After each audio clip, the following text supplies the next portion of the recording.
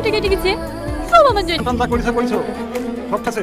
এখন তুমি এই বাড়ির বউ, রান্নার খুব মাথায় থেকে নামি সংসারে মন দাও। খাওয়ার সময় কিছু বলে বলো তাব্বা, বড় স্বপ্ন গায়িকা হবে, হোক না। হোক না বলে তো হবে না, আমরা গ্রামে বাস করি, কলকাতা কলকাতা যাওয়া হবে না। বলবি নু মান সম্মান সব মোবাইল লেগে রেখেছে। সুমি, সুমি বলো না, খাওয়ার সময় এসে কথা বলতে হবে। দেখো আব্বা, আমি সুমিকে কথা দিয়েছি, আর স্বপ্ন পূরণ করলে কি যা করতে যেখানে চলে যাবো। তোমরা কথা দিলে আমি বাড়ি চলে যাবো, তোমরা তোমাদের সমাজ। বাবু দূর ছাই, প্রতিদিন কিছু চাই, ভালো লাগছে না। ওরা যা খুশি করুক, তুমি কিছু বলতে যাও না।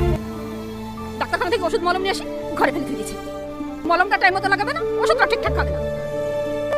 আস্তে আস্তে মা। 3-4 দিন হয়ে যাচ্ছে, মলমটা ঠিক মতো লাগালে 2 দিনে ঘা শুকিয়ে যাবে। মা আমাকে দিন, আমি নামিয়েছি। গরম পানি দিয়ে ভালো করে পরিষ্কার করে দিবা। ঠিক আছে মা।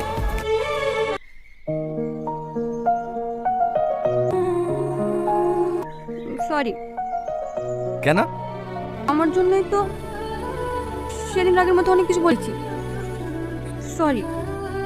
ঠিক আছে, স্বপ্ন ভেঙে গেলে কত কষ্ট হয় সেটা তো আমি জানি। আর তাছাড়া তোমার জায়গায় আমি থাকলে আমি হয়তো এটাই করব।